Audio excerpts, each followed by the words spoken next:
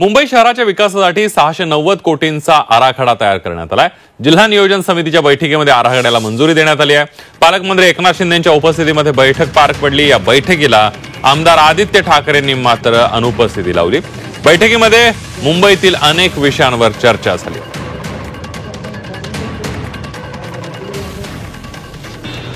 अनेक विषयांवर चर्चा झाली।